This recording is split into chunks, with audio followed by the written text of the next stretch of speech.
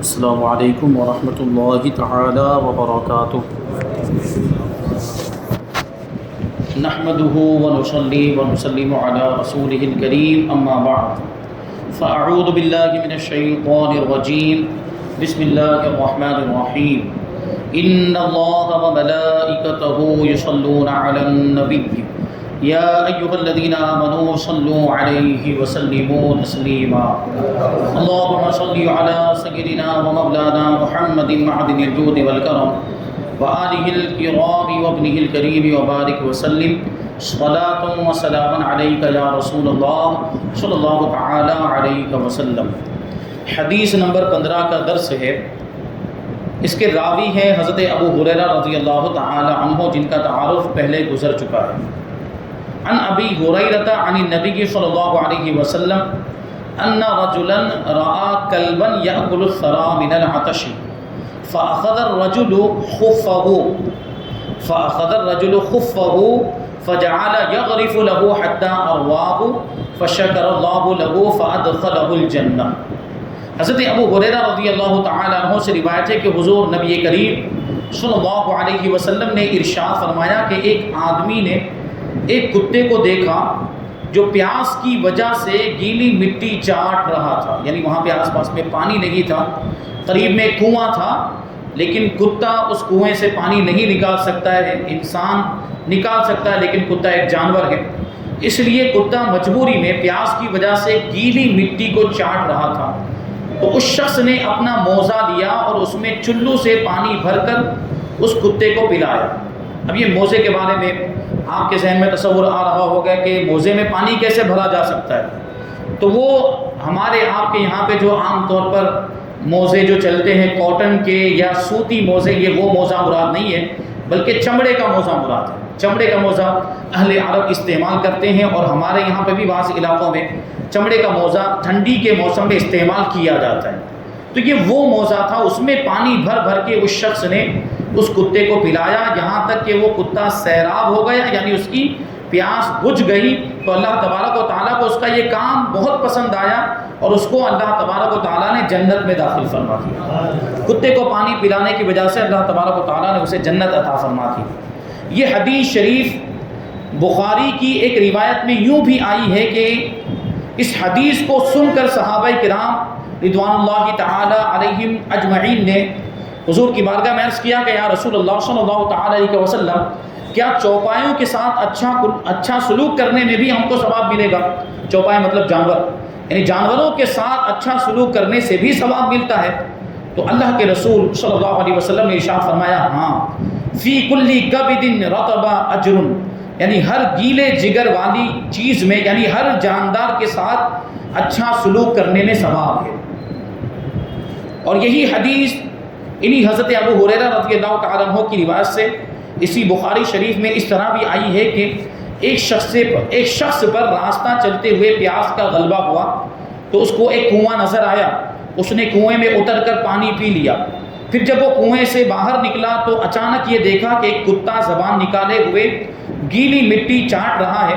تو اس آدمی نے دل میں سوچا کہ جیسی پیاس مجھ کو لگی تھی ایسی ہی پیاس اس کتے کو بھی لگی ہے۔ تو وہ کنویں میں اتر کر اپنے موزے میں پانی بھر کر لایا، پھر کتے کو پلایا، تو اس کا یہ عمل خدا کو پسند آ گیا اور اللہ تبارک و تعالیٰ نے اس کو بخش دیا۔ یہ سن کر صحابہ کرام نے عرض کیا کہ یا رسول اللہ صلی اللہ تعالیٰ علیہ وسلم، کیا ہمارے لیے چوپایوں کے ساتھ احسان کرنے میں بھی ثواب ہے؟ تو ارشاد فرمایا کہ ہاں، ہر گیلے جگر میں، یعنی ہر جاندار کے ساتھ احسان کرنے میں ثواب ہے۔ اس روایت میں تو یہ واقعہ بنی اسرائیل کے ایک مرد کا ہے، مگر بخاری شریف کی ایک دوسری روایت میں اسی قسم کا ایک واقعہ ایک زناکار عورت کے تعلق سے بیان کیا گیا۔ ایک فاحشہ عورت تھی جو زانیہ تھی، زنا کرتی تھی۔ چنانچہ اس حدیث کے الفاظ یہ ہیں، غفر لامرأۃ مومسہ مرت بکلب علی رأس رکی یلہث کاد یقتلہ العطش فنزعت خفها فأوسقته بخمارها فنزعت له من الماء فغفر لها بذلك، یعنی ایک زناکار عورت کی مغفرت اس طرح ہو گئی کہ وہ ایک کتے کے پاس سے گزری، جو ایک کنویں کے پاس زبان نکالے ہوئے بیٹھا تھا اور قریب تھا کہ پیاس کی شدت اسے مار ڈالے. تو اس عورت نے اپنا موزہ نکالا اور اس کو اپنے دوپٹے میں باندھ کر کنویں میں ڈال کر پانی نکالا, پانی بھر کر اس کو پلایا, تو اللہ تبارک و تعالیٰ نے اس عمل کے اجر میں اس کو بخش دیا. اس حدیث میں تمام مخلوق پر رحم و کرم کرنے کی اہمیت کو بیان کیا گیا, اور یہ کہ اللہ تبارک و تعالیٰ فاعل مختار ہے, وہ جو چاہے کرے. تو وہ ایک ہی ادنا سی نیکی کی وجہ سے, ایک چھوٹے سے نیک عمل کرنے والے کو اپنے فضل و کرم سے بخش دیتا ہے. اس کے دربار میں عمل کے وزن اور مقدار کو نہیں دیکھا جاتا, بلکہ اس کی بارگاہ میں خلوص نیت اور اخلاص عمل کی قدر ہوتی ہے. بہت ہی معمولی عمل اگر بندہ اخلاص اور نیک نیتی کے ساتھ کرے تو وہ رب کریم اس عمل کے ثواب میں بندے کو اپنے رضوان و غفران یعنی اپنی بخشش اور رضامندی کی نعمتوں سے سرفراز فرما کر اس کو جنت الفردوس کا مکین بنا دیا کرتا ہے. بہت ہی مشہور فارسی کا شعر ہے, رحمت حق بہانہ بھی جویت, رحمت حق بہانوی جویت, یعنی اللہ کی رحمت بندوں کو بخشنے کے لیے بہانہ ڈھونڈتی ہے. اللہ تبارک و تعالیٰ کی رحمت بندوں کی مغفرت کی قیمت طلب نہیں کرتی, یعنی اللہ تبارک و تعالیٰ چاہتا ہے تو بے حساب اپنے بندوں کو بخش دیتا ہے. چھوٹے سے عمل کی وجہ سے, چھوٹی سی نیکی کی وجہ سے بھی اللہ تبارک و تعالیٰ بندوں کی مغفرت فرما دیا کرتا ہے.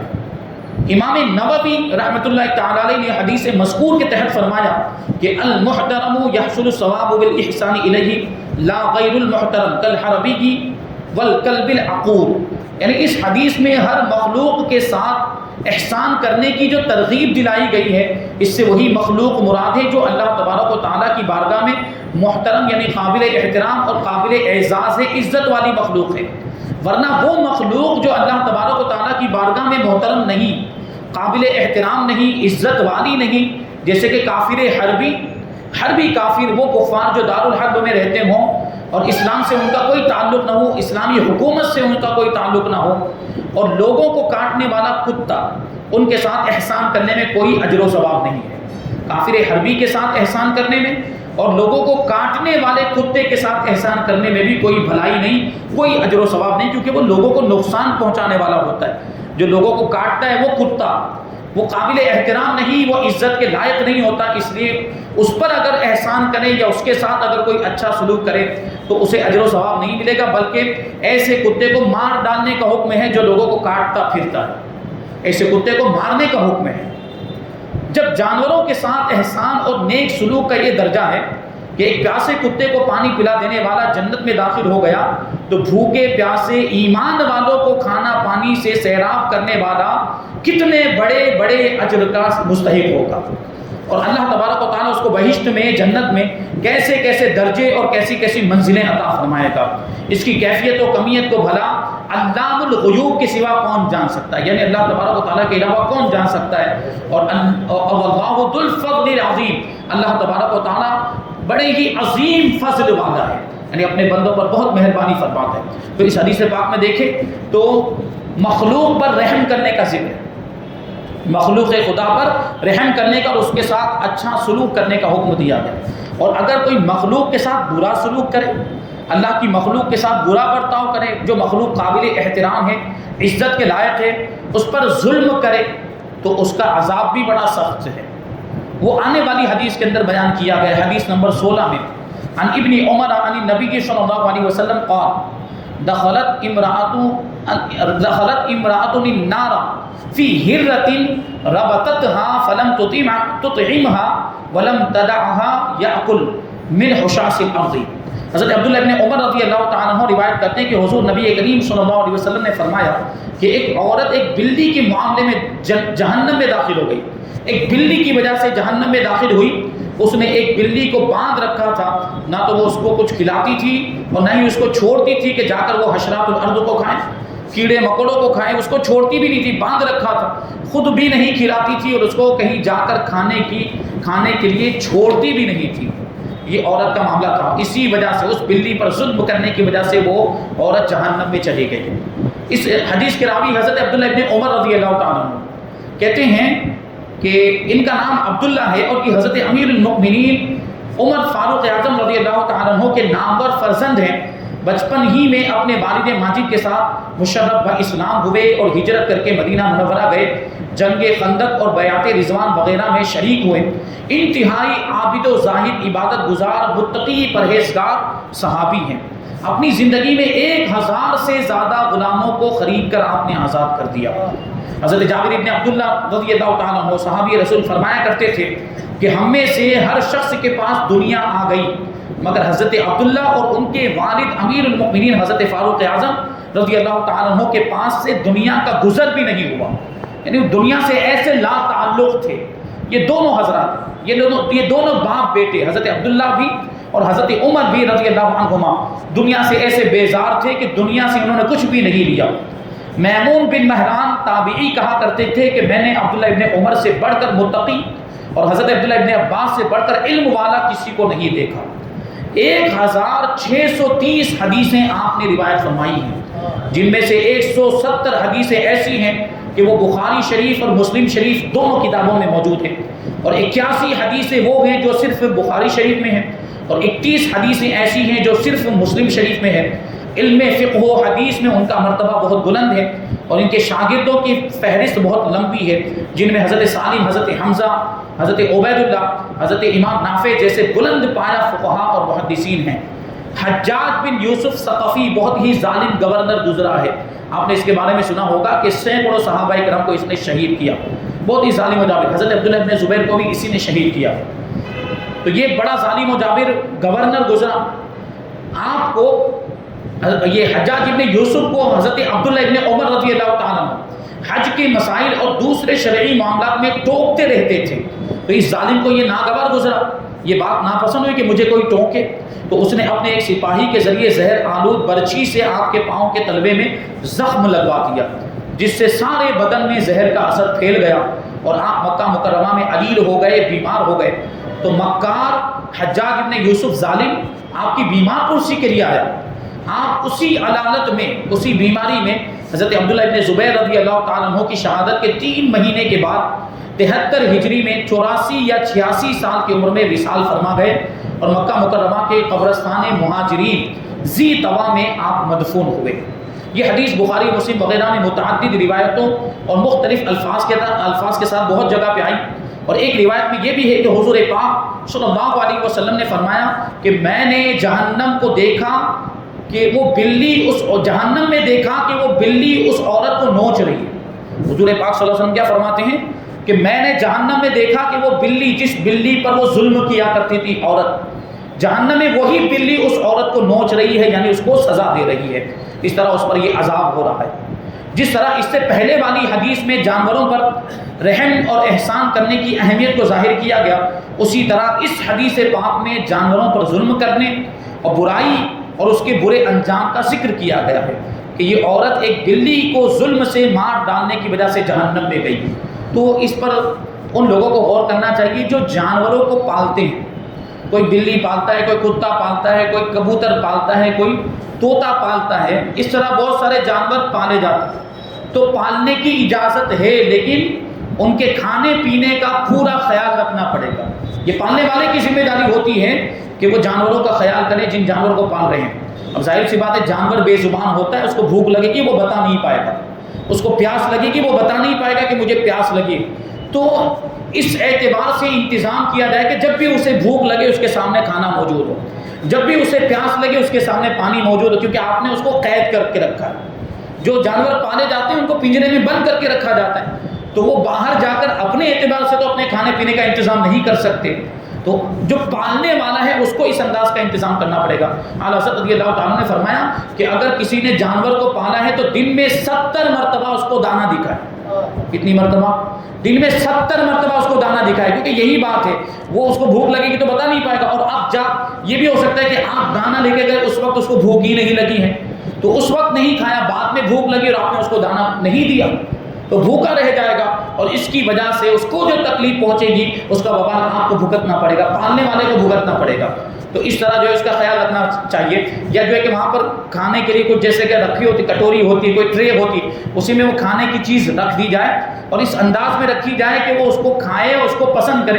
بعض جانوروں کی طبیعت میں ایسا ہوتا ہے کہ کھانے کی چیز میں اگر کوئی گندگی لگ گئی، مٹی لگ گئی تو نہیں کھاتے، تو اس کا بھی خیال رکھا جائے۔ جانور اگر پال رہے ہیں تو اس کے حقوق بھی ہیں، اسلام نے بتائے گئے، تو اس طریقے سے اس کا خیال رکھا جائے۔ امام نووی رحمۃ اللہ تعالی نے فرمایا کہ اس حدیث سے ثابت ہوتا ہے کہ بلی یا کسی جانور کو بھوکا پیاسا باندھے رہنا یا قید میں رکھنا حرام ہے، کیونکہ یہ عورت باوجود مسلمان ہونے کے اسی گناہ کی وجہ سے جہنم میں داخل ہو گئی۔ اور اس حدیث سے یہ مسئلہ نکلتا ہے کہ جانوروں کا چارہ پانی مالک کے اوپر واجب ہے، جس کے وہ جانور ہیں۔ اگر مالک اپنے جانوروں کو بھوکا پیاسا رکھے گا تو گنہگار ہوگا۔ غیر موذی جانوروں کو، یعنی جو تکلیف دینے والے جانور نہیں ہیں، جیسے سانپ تکلیف دینے والا جانور، بچھو تکلیف دینے والا جانور ہے، تو ان جانوروں کی بات نہیں چل رہی، بلکہ ایسے موذی جانوروں کو تو مار ڈالنے کا حکم ہے۔ اگر کہیں سانپ ظاہر ہو جائے تو اس کو مارنے کا حکم ہے، تاکہ کسی انسان کو تکلیف نہ پہنچاتے، ڈس نہ لے۔ اسی طرح بچھو کہیں پر نظر آ جائے تو اس کو مارنے کا حکم ہے۔ لیکن جو اس طرح کے جانور نہیں ہیں، یعنی تکلیف پہنچانے والے جانور نہیں ہیں، ان پر کسی بھی قسم کا ظلم کرنا حرام ہے۔ جو لوگ گھوڑوں گدھوں پر ان کی طاقت سے زیادہ بوجھ لادتے ہیں یا بلا وجہ مارتے پیٹتے ہیں یا تفریح کے طور پر، یعنی صرف دل بہلانے کے لیے ہی جانوروں کو مارنے لگ جاتے ہیں اور زدوکوب کرتے ہیں، ان لوگوں کے لیے اس حدیث میں لرزہ اور اندام کرنے والی اور عبرت خیز وعید موجود ہے۔ اللہ تبارک و تعالی ہر مسلمان کو ظلم کے گناہ سے محفوظ رکھے۔ ظلم بہت بڑا گناہ ہے۔ حضرت ابو ہریرہ رضی اللہ تعالی عنہ نے ایک شخص کو یہ کہتے ہوئے سنا کہ ظالم اپنی ہی ذات کو نقصان پہنچاتا ہے، تو حضرت ابو ہریرہ رضی اللہ تعالی عنہ نے فرمایا کہ کیوں نہیں؟ ظالم کے ظلم کی نحوست سے اللہ تبارک و تعالی بارش کو بند فرما دیتا ہے۔ ظالموں کے ظلم کی وجہ سے بارش بند ہو جایا کرتی ہے۔ تو حبارہ یعنی ایک پرندہ ہے، یہ وہ اپنے گھونسلے میں لاغر ہو کر ظالم کے ظلم کی وجہ سے مر جاتی ہے۔ یہ پرندہ بارش نہ ہونے کی وجہ سے مر جاتا ہے، پانی نہ ملنے کی وجہ سے، اور بارش بند کیوں ہوتی؟ ظالم کے ظلم کی وجہ سے بند ہوتی ہے۔ بہرحال ظلم خواہ کسی انسان پر ہو یا کسی جانور پر، بہرحال حرام اور جہنم میں لے جانے کا سبب ہے، جہنم میں لے جانے والا کام ہے۔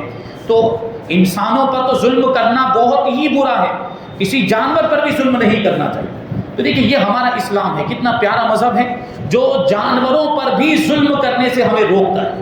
اور آج اسی اسلام کو آتنکوادی مذہب کہا جاتا ہے، دہشت گرد مذہب کہا جاتا ہے۔ جس اسلام کے اندر جانوروں پر رحم کرنے کا سبق دیا جاتا ہو، وہ اسلام انسانوں پر ظلم کرنے کی اجازت کیسے دے سکتا ہے؟